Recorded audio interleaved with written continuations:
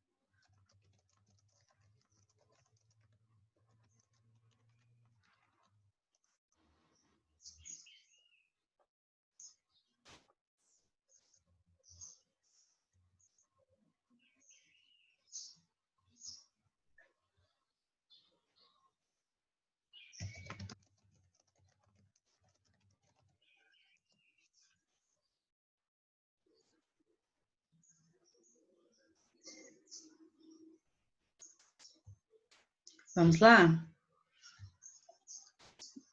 Ó, características das obras barrocas.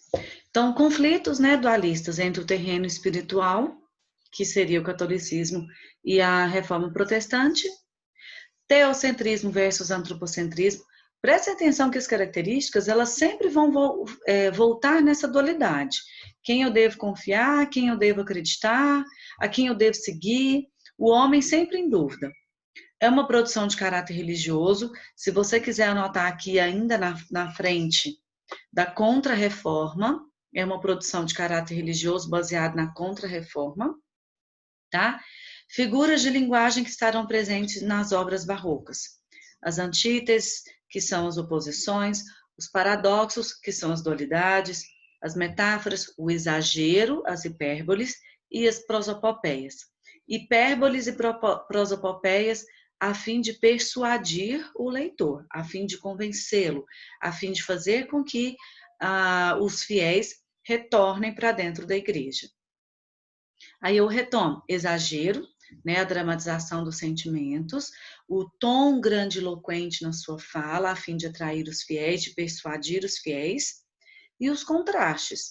Contrastes aqui nós vamos colocar principalmente na arquitetura e na pintura. Luz versus a sombra, o efêmero versus o duradouro. Tá? Sempre os contrastes, as antíteses, os paradoxos, as dualidades, os conflitos. Isso aqui vai ser a principal característica do barroco, sempre essa dualidade. Só que o barroco, ele é produzido não só pelos poemas. Aqui ainda, nós não vamos ter os teatros, como Gil Vicente, lá na época do humanismo. Nós vamos perdurar aquela mesma ideia do renascimento cultural, ou seja, os poemas. As obras aqui, elas virão em forma de poema, ou virão o que eu já disse anteriormente, que são sermões, a fim de atrair os fiéis. Tá? Então, eu só tenho dois estilos de escrita dentro da literatura. Os poemas, que são as obras de Gregório de Matos, né, chamado Boca do Inferno, e eu tenho os sermões do Padre Antônio Vieira, que os sermões vai buscar atrair, puramente religioso, que vai buscar atrair os fiéis. E essas duas formas de estilo, essas duas formas de produção, chama-se cultismo e conceptismo, tá? Se você quiser até colocar um título aí para mim, são os dois estilos de textos produzidos pelo Barroco. São os dois estilos de texto, o cultismo e o conceptismo. Então, ou um texto pertence ao cultismo, ou ele pertence ao conceptismo, tá? São estilos de produção. E o que cada um prega com isso? Deixa eu tentar anotar aqui.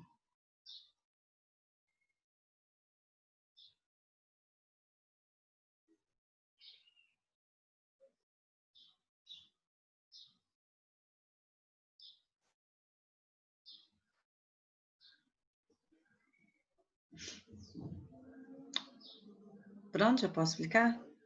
Vocês querem que eu espere um pouquinho? Espera só um pouco.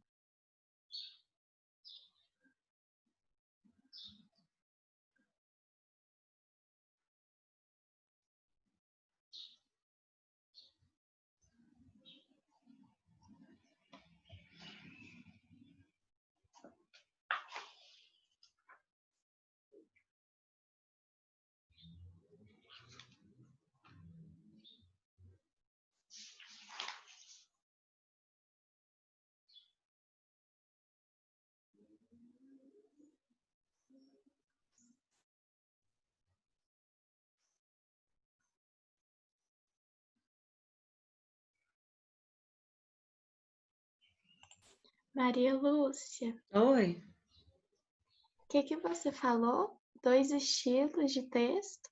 São as duas formas de produção de um texto barroco.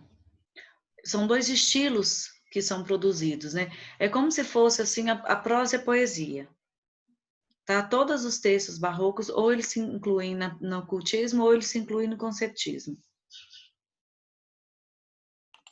Ah, tá. Obrigada. As ordens. Maria Lúcia, deixa eu ver se eu entendi. E aí, dentro desses dois, do cultismo e do conceptismo, só tem poemas e sermões, é isso? Exatamente, exato. Nós vamos diferenciar agora. Entendi. Exatamente. Marielo, já pode te mandar a foto? Oi, João? Pode te mandar a foto? Eu acho que vocês podem deixar para a próxima aula, porque tem outras coisas. Que tem outras. Quantas horas? Já deu o horário. Já deu? Não, então façam até aqui. Na próxima aula eu começo explicando esse quadro para a gente já encontrar o cultismo e o conceptismo. Eu trouxe alguns exemplos e ainda terminar as características barrocas com seus autores, para a gente falar um pouquinho dos autores, tá? Então não precisa me enviar a foto agora, que na próxima aula vocês me enviam do conteúdo inteiro, que tem mais um pouquinho de coisa, certinho? Obrigada pela presença de vocês, boa semana. Até quinta, se Deus Obrigada. quiser. Até. Tchau.